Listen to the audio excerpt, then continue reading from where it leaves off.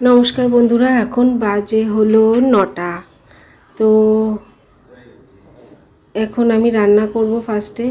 তো কোনো কাজই করতে ভালো লাগছিল না আজকে, জানো তো। তো সেই জন্য কোনো কাজ আর ঘরটা গোছাইনি। ঘর গোছানো না থাকলেও ভালো লাগে না, কিন্তু ভালো লাগছিল না আজকে কাজ করতে। ফ্রিজ থেকে মাংসটা রেখে বসেছিলাম, বসে একটু মিশো থেকে প্রোডাক্ট দেখছিলাম, কি শাড়ি অর্ডার করা যায় সেগুলো দেখছিলাম। এই করতে করতেই 9টা বেজে গেছে। তো এখন আমি আগে চিকেনটা রান্না করে নেব।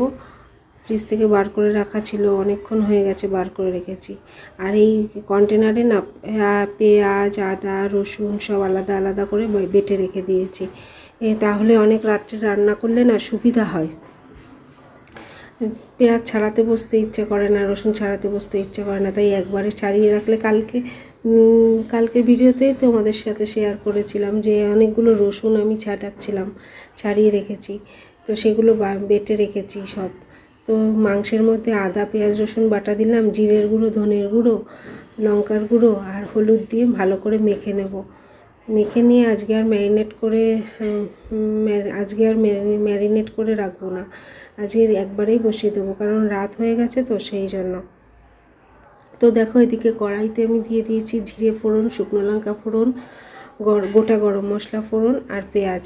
সেটা ভালো করে ভেজে নিয়ে তারপরে মেখে রাখা মাংসটা দিয়ে ভালো করে নাড়াচাড়া করছি। হাই ফ্লেমেই খানিকক্ষণ নেড়ে নেবো, অনেকক্ষণ হাই ফ্লেমে নাড়বো। নেড়ে যখন জলটা শুকিয়ে আসবে তখন একটু জল দিয়ে ঢাকা দিয়ে কষাবো। তো আজকে মাংসটা কষাই রান্না করব, রুটির সাথে কষা কষাই ভালো লাগবে। ভাতের সাথেও ভালো লাগে কষা। তো আমি ভাত খাবো আর মেয়ে আর ওর বাবা দুজনা রুটি খাবে। আর তাই ওদিকে মাংস হচ্ছে আর এদিকে আমি আটা মেখে নিচ্ছি। বেশি রুটি হবে না, 5টা 2টো 7টা রুটি হবে। তো 7টা রুটি এক্ষুনি হয়ে যাবে। হয়ে গেলে না মেয়েকে খেতে দিয়ে দেবো, তারপর ঘর গোছানো কাজগুলো করব। তো বন্ধুরা, তোমাদের আমার এই ভিডিও কেমন লাগছে তা তোমরা আমাকে কমেন্টে অবশ্যই জানিও। ভালো লাগলেও জানিও, খারাপ লাগলেও জানিও। তো দেখো, এদিকে আটা তো মাখা হয়ে গেছে। আর একবার মাংস নেড়ে দিয়ে একটু যদি জল লাগে জল দিয়ে তারপরে আমি রুটিটা করব। ওই সাইডে দেখো, বেসিনে কত বাসন জড়ো হয়ে আছে। এই বাসনগুলো কখন মাজবো সেটাও আর বুঝতে পারছি না। আসলে সব জমা করে রেখেছি, আজকে পরে পরে করে করে আর মাজা হয়নি। তোমাদেরও এরকম হয় নিশ্চয়ই মাঝে মধ্যে। তো আমাকে কমেন্টে সেটা জানিও, ভালো লাগবে। তোমরা কমেন্ট করলে আমার খুব ভালো লাগে, আর কমেন্টের উত্তর দিতেও আমার খুব ভালো লাগে। জীবনে না লক্ষ্য স্থির রাখতে হয়।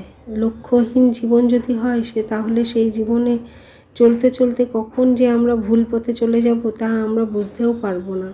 তাই জীবনে লক্ষ্য স্থির রাখতে হয় আর পরিশ্রম করে যেতে হয়। ফলের আশা করতে নেই কখনোই, শুধু পরিশ্রম করে যাও, তাহলেই একদিন না একদিন তুমি সফল হবে।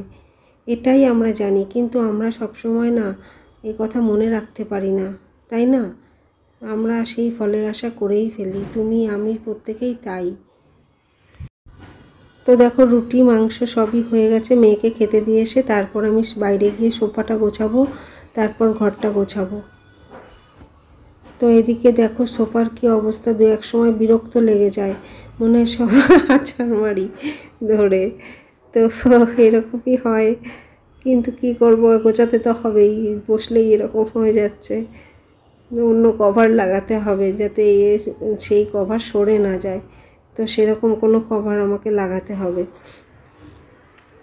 এক সময় খুব রেগে যাই, খুব রাগ হয়। তো কী করব, আবার ঠান্ডাও হয়ে যায়।